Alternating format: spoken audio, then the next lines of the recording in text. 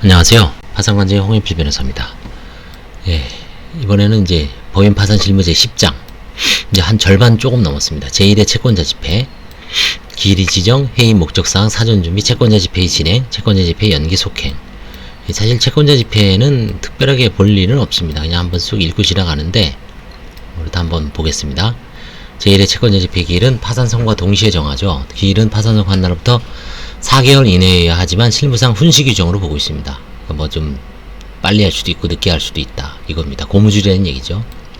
파산 선고 후 제1회 채권자 집회를 먼저 소집하고 채권조사의 기일은 그 후 별도로 개최하는 방법도 있겠으나 서울회생법원은 이건 개인 내에서는 이렇게 합니다. 서울회생법은 제1회 채권자 집회의 기일과 채권조사의 기일을 별도로 개최하는 데 소요되는 비용과 노력의 낭비를 막기 위하여 제1회 채권자 집회 기일과 채권조사의 기일을 병합하여 여는 방식으로 운영하고 있습니다.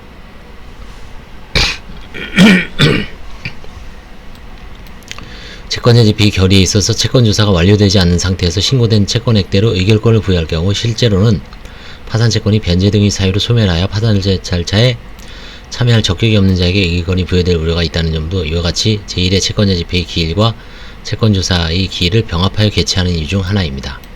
다만 서울회생법은 20페이지가 예상되는 경우에는 파산 절차의 신속한 진행을 도모하기 위하여 채권조사를 생략하고 있는데 이러한 경우 파산 선고 파산관제 신청에 따라 채권조사기일을 추후 지정함으로써 제1회 채권자 집회의 기일과 병합하여 지정한 채권조사의 일반 기일을 진행하지 않고 있습니다. 이것도 이제 개인 파산에서는 대부분 20페이지이기 때문에 이렇게 합니다.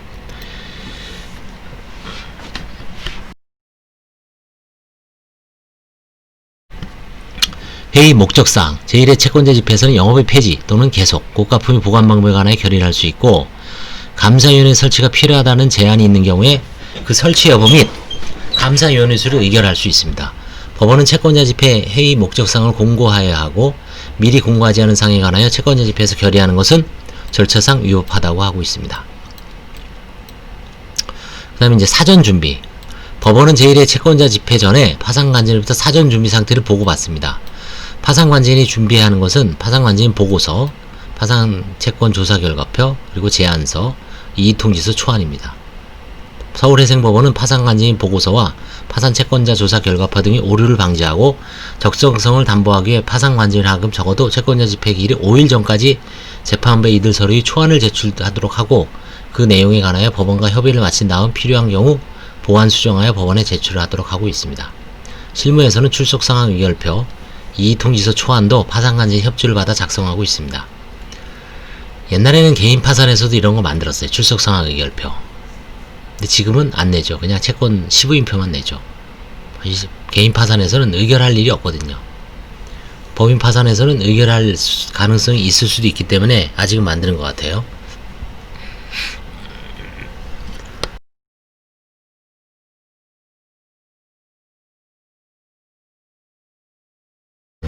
이 통지서 초안은 저희도 만듭니다. 지금은. 그래서 법인 파산하고 개인 파산이 약간 좀 차이는 있지만 뭐 보고서는 이제 미리 내고 그쵸? 채권 시부인표도 최소한 3일 전에 내고 5일 전, 일주일 전에 내고 5일 전에 3일 전에 내고 전날도 냅니다. 막 수정해서 최대한.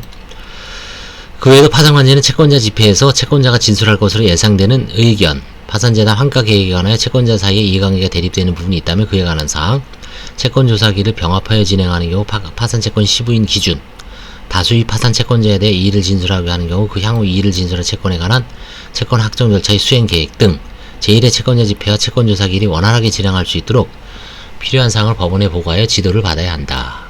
관제인 보고서.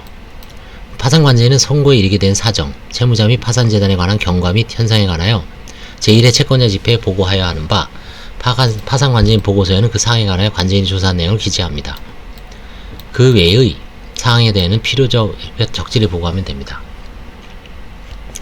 그리고 이제 법인 파산에서는 부속 서류로서 파산 선고 직전 재무상태표, 청산 재무상태표, 재산 목록 등을 첨부합니다. 파산관제인 미리 채권자로부터 예상 질의사항을 검토하여 두는 것이 바람직합니다. 파산관제인 보고서에 기재할 내용을 구체적으로 보면 다음과 같습니다. 채무자의 개요, 상호, 본점 소재지, 설립연월일, 사업의 목적, 주식 및 자본, 주주, 임원 등에 관한 설립 당시 내용 및 그의 변경사항을 기재합니다. 채무자의 등기사항 전부 증명서, 법인등기부죠. 정관, 영업보고서, 주주명부 등을 참고하면 알 수 있습니다. 채무자의 영업상태, 채무자가 업계에서 점하는 지위, 영업 품목, 주된 거래처, 거래 형태, 영업소 및 임직원의 구성. 대부분 파산 신청서에 자세히 기재되어 있습니다. 그렇지 않은 경우 영업보고서 참조하고 임직원 등으로부터 영업상태에 관하여 설명을 듣는 방법으로 조사합니다.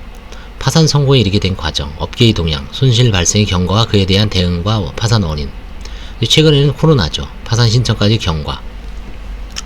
파산 선고제 보전 처분의 유무와 내용을 기재합니다.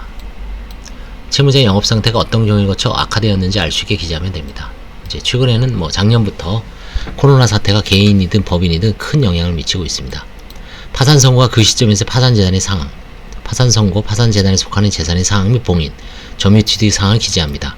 파산 재단의 경과 및 현상, 재무 상태표상 각 자산 항목을 기준으로 파산 재단에 속하는 재산의 종류별, 부동산, 예금, 어음, 매출금, 대여금, 상품, 주식 등 유가증권, 집기, 비품, 자동차, 임차보증금 등으로 수량, 선고일 기준, 청산가치, 평가액, 이미 법원의 허가를 얻어 한가한 것에 관한 경과, 채권 회수에 관한 경과, 영업의 계속 등에 관하여 법원의 허가를 받아 처리한 사항을 기재합니다. 채권자들이 가장 궁금하게 여기는 것이 파산재단 현상에 관한 상세한 정보이므로 평가액과 그 평가의 기준 등에 관하여 기재합니다. 파산재단 현상을 보고함에 있어서는 특히 채무자가 파산 선고 전에 작성한 재무상태표상 자산 및 부채의 파산관제인이 세율의 작성한 청산 재무상태표상 자산 및 부채의 차이를 분명히 하고 왜 차이가 생겼는지를 합리적으로 설명해야 합니다. 예를 들어서 최근에 세무서에 보고한 재산상태표에서는 유동자산이 1억으로 되어 있는데 관제인이 평가하기엔 그 유동자산은 100만원입니다. 왜 이렇게 줄어들었냐? 회수 가능성이 없다든지 아니면 중간에 매각을 했다든지 없어졌다든지 여러가지 그 실질 상황을 조사를 해야 됩니다. 근로자에 대한 조치, 해고 여부, 보조인으로 고용한 사람의 현황, 보조인으로 고용한 자의 수와 필요성, 대략 업무 내용을 기재하면 됩니다. 그래서 이런 건 이제 나중에 이건 제가 이제 쭉 생략을 하고요. 이거 지금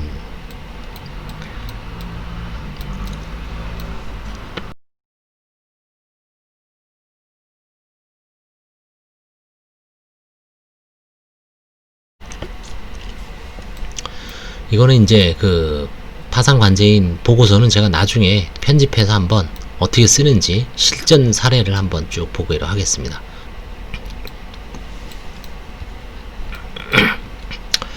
파산채권 조사 결과표, 이 시부인표라고 하거든요. 이거는 채권 신고서가 접수된 순서대로 신고된 파산채권의 성명과 채권의 원인 및 채권액을 기재하고 신하는 채권액, 이해하는 채권액, 이의사유를 기재한 표입니다. 맨 앞에는 이제 접수 번호가 있어요. 순서대로 36만 7,278호, 96만 3,287호 이 순서대로 쭉 씁니다. 신고된 파산 채권의 총액, 시인하는 채권의 총액, 이해하는 채권의 총액을 기재한 총괄 임무표와 각 파산 채권별로 조사 결과를 기재한 개별 임무표를 구분하여 작성 제출합니다.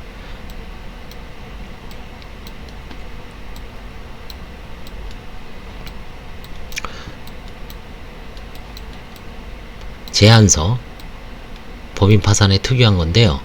파산관제인 영업의 폐지 또는 계속 고가품의 보관 방법에 관하여 제한하는 경우에 제한서에 파산관제인의 제한과 그 제한의 이유에 관한 간략한 설명을 덧붙입니다.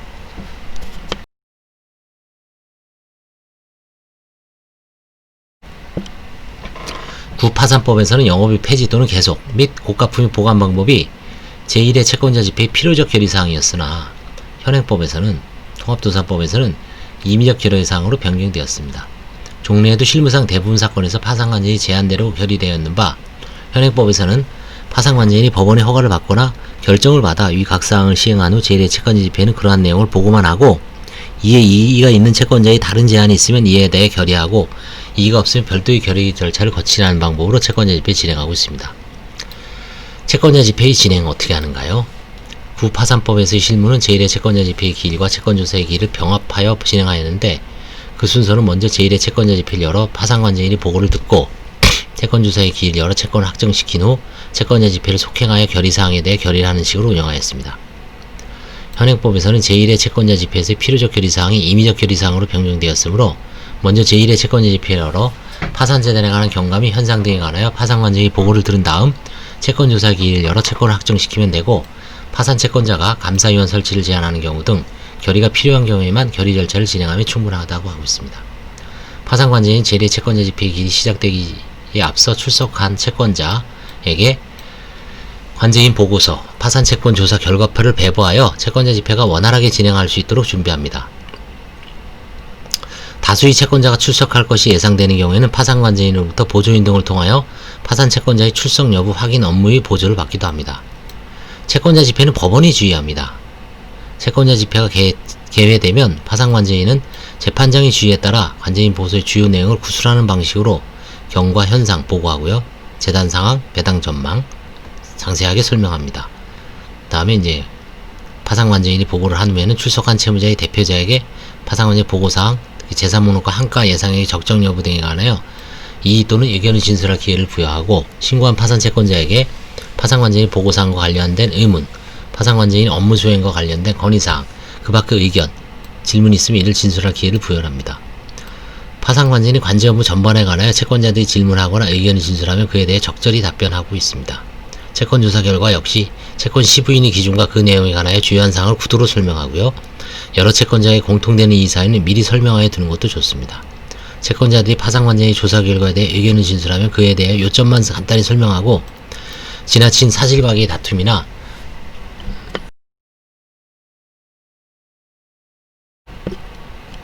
법리 논쟁을 피하는 게 좋습니다. 채무자의 대표자가 채권조사기일에 출석하여 의견을 진술할 수도 있고요. 이때 재판장은 채권자 집회와 채권조사기일에 원활한 진행하여 적절히 지휘할 수도 있습니다. 채권자 집회의 결의에는 의결권을 행사할 수 있는 출석 파산 채권자의 총 채권액의 2분의 1을 초과하는 채권을 가진 자의 동의가 있어야 합니다. 파산 채권자는 확정 채권액에 따라 의결권을 행사할 수 있는데, 파산 채권자는 법 446조에 규정한 청구권, 후순위 파산 채권에 관하여는 의결권을 행사할 수 없습니다. 미확정 채권, 정지조건부 채권, 장래의 청구권 또는 별채권을 행사하여 변제를 받을 수 없는 채권에 관하여 파산관제인 또는 파산 채권자의 이의가 있는 때는 법원은 의결권을 행사하게 할 것인가 여부와 의결권을 행사할 금액을 결정합니다. 결정에 대한은 불복할 수 없으나 법원은 이해관계인 신청에 의해 언제든지 그 결정을 변경할 수 있습니다. 이 각 결정은 신고인에 송달하지 아니할 수 있습니다. 따라서 파산관제인은 시인한 채권 이외에 채권조사기일에서 조사가 보류되거나 이의를 진술한 채권의 의결권에 관하여 이해할 수 있고, 이에 대하여 법원은 이들 채권에 대하여 의결권을 주지 않을 수 있습니다. 결의사항에 관한 의견은 일일이 채권자를 호명하여 찬성 여부를 묻기도 하지만, 채권자 수가 많은 경우 기립의 방식으로 반대자가 있는지만 확인하는 식으로 처리할 수도 있습니다. 감사위원회 설치가 필요하다는 제안이 가결되면 감사위원회의 수, 감사위원으로 선임할 사람에 관하여 각각 결의해야 합니다. 결의사항이 가결된 경우 법원은 각 결의사항에 관하여 가결되었음을 선포합니다. 감사위원 선임의 결의는 법원의 인가를 받아야 합니다. 채권자 집회의 결의가 파산채권자 일반인 이익에 반하는 때에는 법원은 파산관제인 또는 파산채권자의 신청에 의하거나 직권으로 그 결의의 집행을 금지할 수 있습니다. 만일 감사위원 선임의 결의가 있으면 법원은 당해 채권자 집회의 기일에서 이를 인가하는 결정을 하고 신고하는 방식으로 업무를 처리할 수 있고, 추가 검토가 필요한 때는 채권자 집회의 기일을 속행하여 속행된 기일에서 그 결정을 선고하거나 채권자 집회를 종료한 후 따로 결정을 하여 송달할 수 있을 것입니다. 채권자 집회의 연기 속행.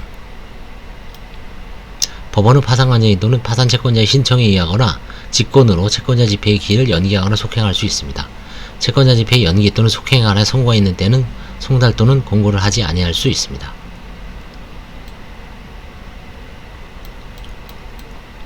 네, 채권자 집회 다 끝났습니다. 밑에 각주 7, 8에 채권자 감사위원에 대해서 나오죠. 중앙법원 2016 하합 67 사건 주식회사 성창 FND에서 관제인이 채권조사기일에서 이의를 진술한 파산채권에 대해서 의결권이 없다고 이의하였으나, 법원은 이의가 있는 파산채권에 대해서도 의결권을 부여하기로 결정하고 감사위원 설치에 관한 결의 절차를 진행하였다고 합니다. 그 다음에 중앙지법은 2009 하합 33 사건에서 주식회사 퍼스트코프에서는 채권자 집회에서 감사위원을 설치하는 결의가 가결되었으나, 채권자 집회가 종료된 후 법원이 채권자 집회 결의 집행을 금지하는 결정을 하였다고 합니다.